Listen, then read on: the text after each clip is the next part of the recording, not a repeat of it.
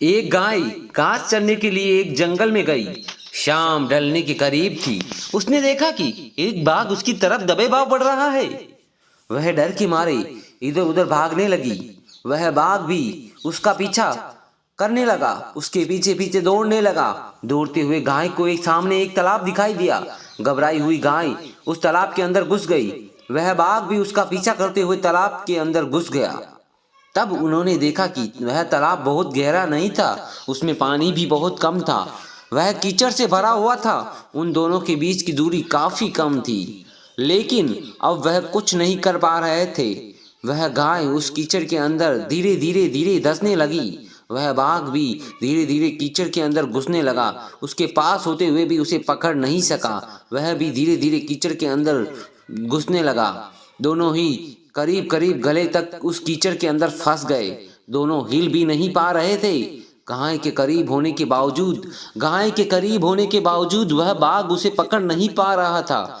थोड़ी देर बाद गाय ने उस बाघ से पूछा, क्या तुम्हारा कोई गुरु या मालिक है क्या?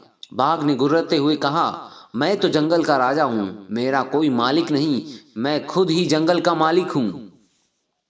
गाय ने कहा, लेकिन तुम्हारी उस शक्ति का यहाँ पर कोई उपयोग नहीं है। उस बाघ ने कहा, तुम भी तो फंस गई हो और तुम भी तो मरने के करीब हो। तुम्हारी भी तो हालत मेरे ही जैसी है। गाय ने मुस्कुराते हुए कहा, बिल्कुल नहीं। मेरा मालिक जब शाम को घर आएगा और मुझे वहां पर नहीं पाएगा तो मुझे ढूंढते हुए यहाँ पर जरूर आएगा और मुझे इस कीचड़ से बाहर निकाल कर अपने घर पर ले जाएगा। तुम्हें कौन ले जाएगा? थोड़ी देर बाद सच में ऐसा ही हुआ। एक आदमी वहां पर आया और गाय को कीचड़ से निकाल कर अपने घर पर ले गया।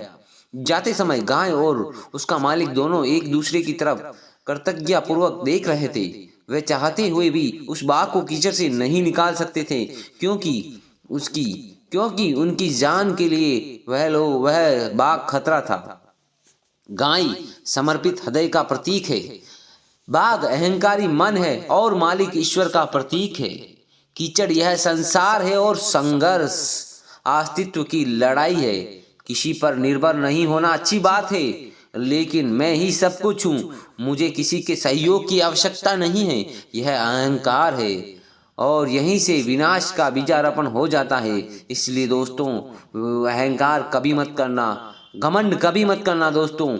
ईश्वर से बड़ा इस दुनिया में सच्चा हितैषी कोई नहीं होता, क्योंकि वही अनेक रूपों में हमारी रक्षा करता है। भगवान पर आस्था जरूर रखना दोस्तों। जय श्री कृष्ण। कहानी कैसी लगी कमेंट में बताएं।